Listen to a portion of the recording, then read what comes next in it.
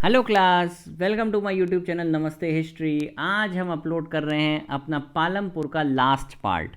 This is part number 4 और ये last part है the story of village Palampur का। इससे पहले मैंने तीनों पार्ट अपलोड कर दिए हैं। आप ऊपर आई बटन पे क्लिक करेंगे तो आपको तीनों पार्ट मिल जाएंगे। वीडियो पसंद आए तो वीडियो को लाइक करें, शेयर करें एंड सब्सक्राइब जरूर करें चैनल को, जिससे कि आपको अच्छी अच्छी वीडियोज़, एजुकेशनल वीडियोज़ आपको मिलती रहें। तो चलिए वीडियो को स्टार्ट करते हैं। अब देखिए, अभी तक हमने जो वीडियो में अपने पढ़ा था वो क्या पढ़ा था कि कैसे पालमपुर एक हमारा इमेजिनरी गांव है जहाँ पे फार्मिंग होती है। फार्मिंग कैसे होती है, लैंड पे होती है, और ज़मीन हमारा क्या है, फिक्स रिसोर्स है। तो उस फिक्स रिसोर्स से हम कैसे मैक्सिमम आउटपुट ले पाएँ, ये हमने देखा था। जिसमें मल्टीपल क्रॉपिंग थी, मिक्स क्रॉपिंग थी, हमने लैंड को कन्वर्ट किया था वेस्ट लैंड को आपका एग्रीकल्चरल लैंड में, और तरह तरह के हमने HYV seeds, fertilisers, green revolution, ये सब पढ़ा। फिर हमने ये भी पढ़ा कि रीडिस्ट्रीब्यूशन ऑफ लैंड जो है, डिस्ट्रीब्यूशन ऑफ लैंड वहाँ पे गलत है, इक्वली डिस्ट्रीब्यूटेड नहीं है ज़मीन। उसके बाद हमने देखा कि लेबर ऐसे कौन काम करता है किसी के यहाँ। तो जो बेचारे जिनको अपनी ज़मीन नहीं होती वो बड़े बड़े ज़मींदारों क्या काम करते हैं। कैपिटल कैसे मिलती है हमने पढ़ा था। सरप्लस प्रोडक्शन होता है, उसे बेचते हैं तो हमें कैपिटल की रिक्वायरमेंट फुलफिल होती है। कुछ की होती है, कुछ की नहीं होती। तो आज हम पढ़ रहे हैं एक छोटा सा अलग टॉपिक कि नॉन फार्मिंग एक्टिविटीज़ क्या क्या हैं पालमपुर में। तो सबसे पहली नॉन फार्मिंग एक्टिविटी है डेयरी। देखो, इसे ऐसे समझो कि इकोनॉमी है, इंडियन इकोनॉमी है।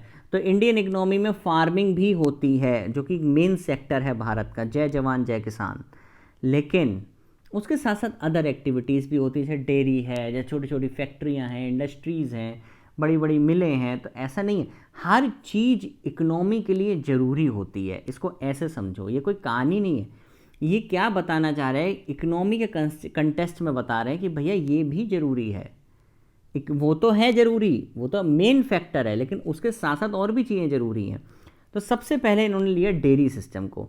तो डेयरी भी वहाँ बहुत common activity in many families of Palampur. People feed there buffaloes on various kinds of grasses and jowar and bajra that grows during the kharif season. ठीक है, भैंसों को लोग वो खिलाते हैं जो चारा चरी मिलता है, ज्वार बाजरा खिलाते हैं। और ये जो दूध पैदा होता है ना, ये रायगंज जाता है। समझ रहे हो आप इस चीज़ का? इसी मतलब समझ रहे हो कि इकोनॉमी जो है ना, इकोनॉमी बूस्टअप हो रही है, मतलब इकोनॉमी तेज़ी से बढ़ रही है। और हमारे पास ट्रांसपोर्ट की बहुत अच्छी सुविधा है, मतलब ट्रांसपोर्ट की इकोनॉमी में अच्छी सुविधा है। तो रायगंज तक हमारा दूध जाता है। The nearby village, 2 traders from the Shahpur town have set up collection cum chilling centres at Raiganj. ठीक है, तो 2 ट्रेडर्स जो हैं उन्होंने शाहपुर में चिलिंग सेंटर्स खोल रखे हैं रायगंज में। From where the milk is transported to far away, और वहाँ से कहाँ जाता है दूध, बहुत दूर तक जाता है। तो ये बता रहे हैं कि देखो, डेयरी एक्टिविटी भी एक इकोनॉमिक एक्टिविटी है जिससे कि चीज़ें अच्छी हो रही हैं। ठीक है, that is non farming activities हैं ये भी, लेकिन ये भी GDP में तो योगदान देंगी ना भारत के। इसे आप भारत से समझो, तो इसे GDP में योगदान मिलेगा। डेयरी का भी है तो GDP में तो योगदान होगा ना भाई। ठीक है, तो वही वाली बात हो रही है। अब आप लोग, ठीक है, 9th क्लास के लेवल पे आप इसका आंसर लिख दोगे, आपको मतलब नहीं, लेकिन जब आप जैसे जैसे बड़े होगे तो आपको चीज़ें समझ में आएंगी। हाँ यार, पालमपुर था तो पालमपुर में जैसे देश में फार्मिंग होती है, ऐसी और भी एक्टिविटीज़ होती हैं। तो ये दूसरी एक्टिविटी आ रही है, that is small scale manufacturing. Small scale manufacturing समझते हैं आप, छोटी छोटी फैक्ट्रियाँ, बहुत छोटी छोटी फैक्ट्रियाँ होती हैं जिसमें, अब पालमपुर में कहता है कि less than 50 people are engage in manufacturing in Palampur. Unlike the manufacturing that take place in the big factories in the towns and cities, manufacturing in Palampur involves very simple production method। क्या होता है यहाँ पे, small scale पे होता है। Small scale मतलब क्या कि जो एक ही फैमिली के वर्कर हैं या उनके आसपास के रिश्तेदार हैं, उन्होंने एक ही जगह पे प्रोडक्शन छोटा छोटा स्टार्ट कर दिया, उसको वो बेचने लगे, उससे वो अपना गुजारा करने लगे। That is small scale manufacturing. छोटे लेवल पे जो मैन्युफैक्चरिंग होती है उसे हम क्या बोलते हैं, स्मॉल स्केल मैन्युफैक्चरिंग। ये हमें याद रखना है। तो less than 50 people are engage in manufacturing in Palampur. तो 50 लोगों से भी कम लोग फैक्ट्रियों में काम करते थे, मतलब अपना भी करते थे और कुछ लोग फैक्ट्री में भी जाया करते थे। मोस्टली सब फैमिली लेबर करते थे, मतलब अपनी ही प्रोडक्शन करते थे और बेचते थे जाके। तो हमने देखा ना, फार्मिंग तो एक बहुत बड़ा सेक्टर है। मान लो 90% फार्मिंग होती है, बाकी 10% में ये सब होता है। डेयरी एक्टिविटी हो गई, उसके बाद स्मॉल स्केल इंडस्ट्रीज हो गई जिसमें हम जैगरी का प्रोडक्शन करते हैं, प्रोडक्शन ऑफ जैगरी, में लास्ट लाइन में लिखा है जैगरी मतलब गुड़, तो किस तरह मिश्री लाल की कहानी है कि वो गुड़ को प्रोड्यूस कर रहे हैं, तो यहाँ पे ये वही जैगरी है, गुड़ जिसे बोलते हैं। तो देखो सब लोग अपने घर से भी काम कर रहे हैं, ठीक है। तो डेयरी का काम हो रहा है, डेयरी का भी काम घर से होगा। स्मॉल स्केल मैन्युफैक्चरिंग है, मतलब छोटी छोटी फैक्ट्रियाँ हैं, ये नहीं कि बहुत बड़ी फैक्ट्री, छोटी फैक्ट्री है और छोटी फैक्ट्रियाँ भी प्रोडक्शन कर रही हैं, वो वही चीज़ है इस पर।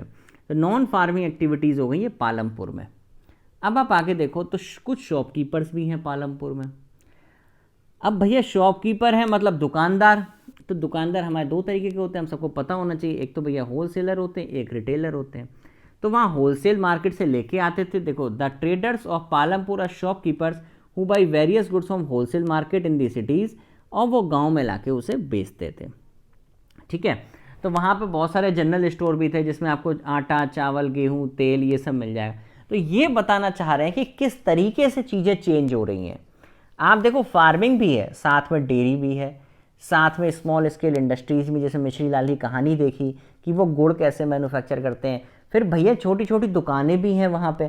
तो ये सब चीज़ें पता है क्या करती, इकोनॉमी को बूस्ट करती हैं, इकोनॉमी को बढ़ाती हैं, ये ज़रूरी है, ठीक है। आप इसको चैप्टर की तरह मत पढ़ो, एक बार इंडियन इकोनॉमी कंटेस्ट पढ़ोगे आपको बहुत अच्छा लगेगा पढ़ना, ठीक है।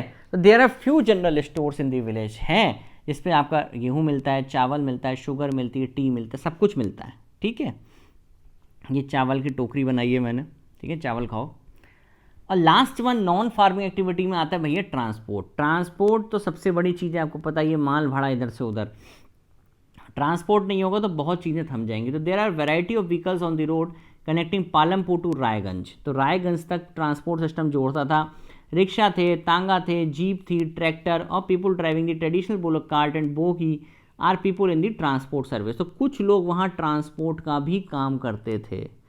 तो भैया देख रहे हो वहाँ पे कितनी सारी फैक्ट्रीज हैं, डेयरी भी है, स्मॉल स्केल इंडस्ट्री भी है, आपका क्या कहते हैं ट्रांसपोर्ट का सिस्टम भी है, छोटी छोटी दुकानें भी हैं, और सबसे बड़ी चीज़ वहाँ पे क्या होती है, मेन फार्मिंग होती है। तो हमें ये याद रखना है। आज आपका चैप्टर ये ख़त्म होता है, इसके बाद मैं नेक्स्ट चैप्टर्स अपलोड करूँगा क्लास 9th के। तब तक के लिए हंसते रहिए, मुस्कुराते रहिए, पढ़ाई को एंजॉय करते रहिए। Okay, thank you class.